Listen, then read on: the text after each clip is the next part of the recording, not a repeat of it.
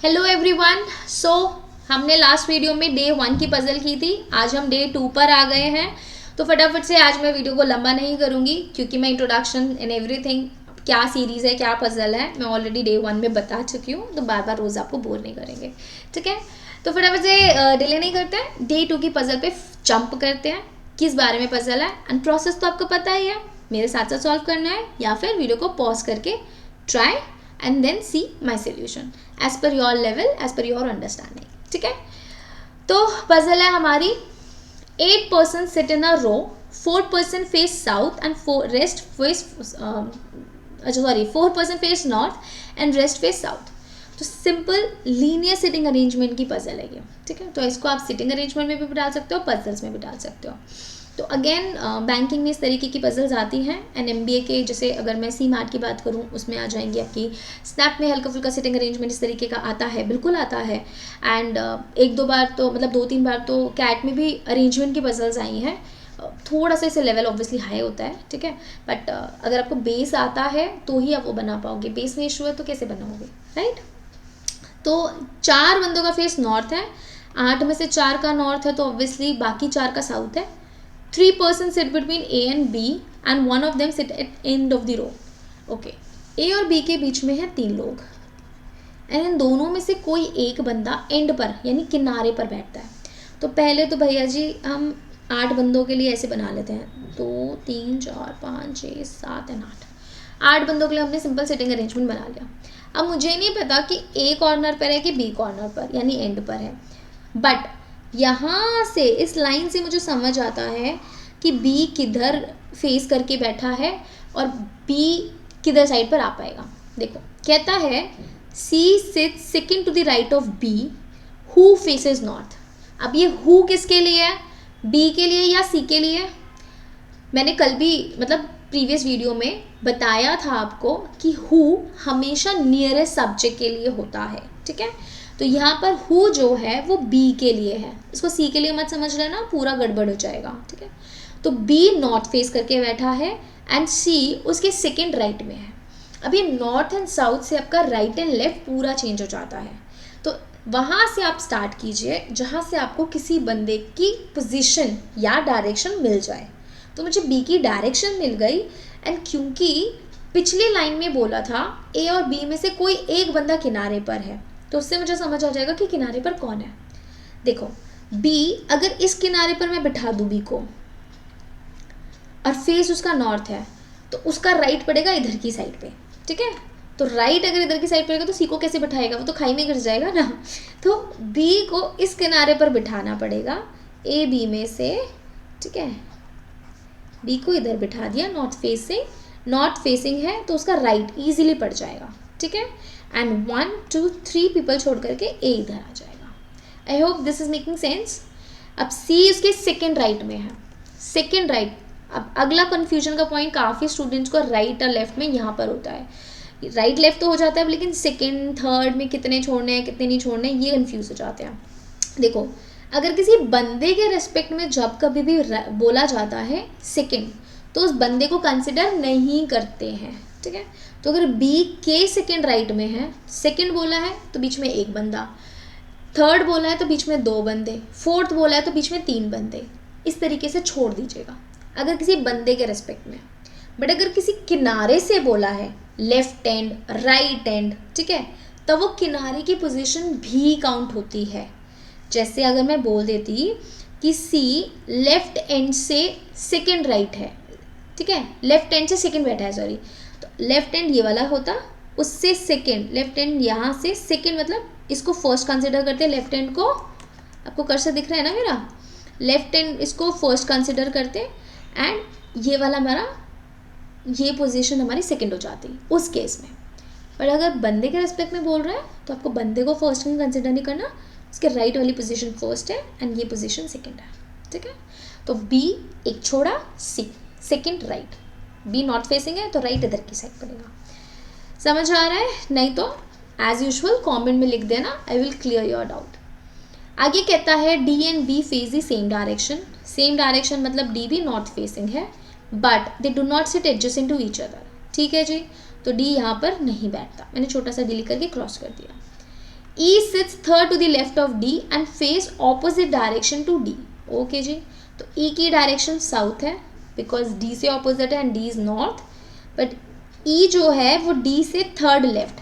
अब डी से third left है तो यानी थर्ड है, बीच में दो बंदे छोड़ने पड़ेंगे, ठीक है, बंदों से बंदे का कंपैरिजन हो रहा है, तो डी से ई थर्ड मतलब बीच में दो छोड़ना है, तीसरे नंबर पर ई बैठ जाएगा, ठीक है।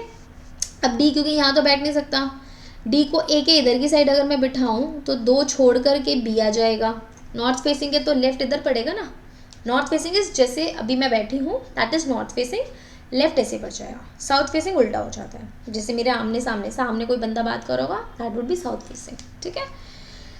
तो डी सी और ए के बीच में तो पोजीशन मेरी क्लियर नहीं हो पाई।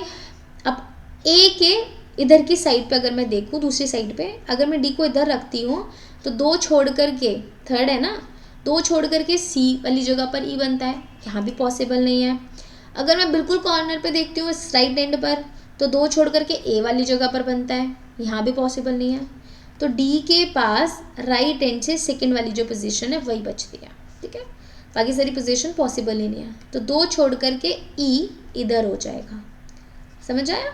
और डी नॉर्थ फेसिंग है और E south facing because opposite direction है। तो यहाँ तक तुम्हारी सारी बात क्लियर हो गई। फिर कहता है G sits third to the right of C. G जो है वो सी के थर्ड राइट में है, थर्ड का मतलब है बीच में दो छोड़ने हैं, ठीक है, इधर जी है। अब देखो सी की डायरेक्शन तो मालूम नहीं है अपने को, तो उसका लेफ्ट राइट कैसे डिसाइड करेंगे। सी के इधर की साइड टुवर्ड्स बी, दो ही तो बंदे हैं, दो बंदे छोड़ करके तीसरे बंदे पे कैसे बिठा सकती हो, राइट। तो अगर यहाँ पे जगह होती तो मैं सोचती कि सी साउथ फेसिंग हो सकता है, बट यहाँ जगह ही नहीं है। तो सी का राइट फिर इधर की साइड ही पॉसिबल है, एंड राइट इधर साइड पॉसिबल कराने के लिए, इधर दिख रहा है ना आपको स्क्रीन पे, राइट इधर साइड दिखाने के लिए मुझे सी का फेस नॉर्थ करना पड़ेगा, ठीक है। तो सी का फेस नॉर्थ हो गया, राइट दो छोड़ करके जी इधर आ जाएगा, डी ए और डी के बीच में, ठीक है। Both the immediate neighbours of G face same direction, okay. तो जी का एक नेबर नॉर्थ है तो दूसरा नेबर भी नॉर्थ हो जाएगा। अब देखो मुझे नॉर्थ वाले चारों बंदे मिल गए, बी सी ए डी, तो रिमेनिंग चारों बंदे साउथ फेसिंग है। उसने बोला था ना चार बार north facing and the rest are south facing, तो चार नॉर्थ मिल गए तो चार साउथ हो गए। आगे कहता है H sits to the right of F, F के राइट में। अब दो पोजीशन खाली हैं, एक बी के बगल वाली और एक डी के बगल वाली। अब दोनों ही साउथ फेसिंग है। नॉर्मली याद रखो, नॉर्थ में जहाँ राइट होता है साउथ में वो लेफ्ट होता है, नॉर्थ में जहाँ लेफ्ट होता है साउथ में वो राइट होता है, ठीक है। तो किसको किसके इधर बिठाएं कि वो एफ का राइट बन जाए।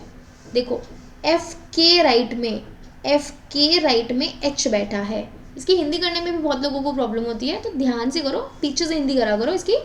ऑफ एफ, ऑफ का मतलब का होता है, ऑफ एफ, एफ के राइट में एच बैठा है, तो एफ को इधर बिठाओगे बिल्कुल लास्ट में कॉर्नर पे राइट एंड पर, उसका फेस साउथ फेसिंग होगा तो राइट इधर पड़ेगा, ठीक है। ऐसे साउथ फेसिंग हुआ, राइट इधर की साइड पड़ेगा।